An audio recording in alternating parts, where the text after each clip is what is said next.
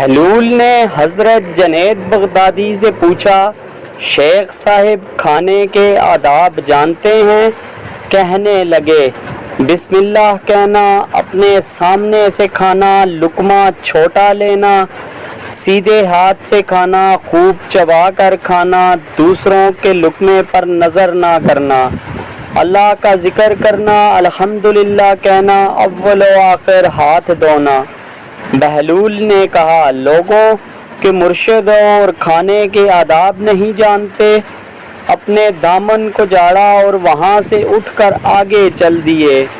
شیخ صاحب بھی پیچھے چل دیے۔ مریدوں نے اصرار کیا، سرکار وہ دیوانہ ہے، لیکن شیخ صاحب پھر وہاں پہنچے، پھر سلام کیا۔ بہلول نے سلام کا جواب دیا اور پھر پوچھا، کون ہو؟ کہا، جنید بغدادی، جو کھانے کے آداب نہیں جانتا۔ بہلول نے پوچھا، اچھا، بولنے کے آداب تو جانتے ہو؟ جی الحمدللہ۔ متکلم مخاطب کے مطابق بولے، بے موقع، بے میل اور بے حساب نہ بولے، ظاہر و باطن کا خیال رکھے۔ بہلول نے کہا، کھانا تو کھانا، آپ بولنے کے آداب بھی نہیں جانتے۔ بہلول نے پھر دامن جھاڑا اور تھوڑا سا آگے چل کر بیٹھ گئے۔ شیخ صاحب پھر وہاں جا پہنچے، سلام کیا۔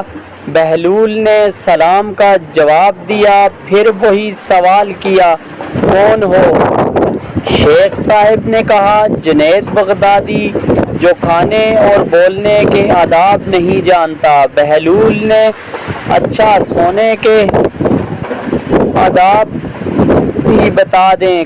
کہا، نماز عشاء کے بعد ذکر و تسبیح، سورہ و سارے آداب بتا دیے جو روایت میں ذکر ہوئے ہیں۔ بہلول نے کہا، آپ یہ بھی نہیں جانتے؟ اٹھ کر آگے چلنا ہی چاہتے تھے کہ شیخ صاحب نے دامن پکڑ لیا اور کہا، جب میں نہیں جانتا تو بتانا آپ پر واجب ہے۔ بہلول نے کہا، جو آداب آپ بتا رہے ہیں وہ فرع ہیں اور اصل کچھ اور ہیں۔ اصل یہ ہے کہ جو کھا رہے ہیں وہ حلال ہے یا حرام۔ لقمہ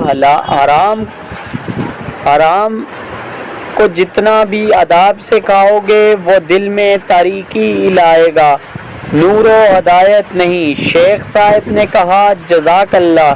بہلول نے کہا، بولو، اللہ کی رضا و خوشنودی کے لیے بولو۔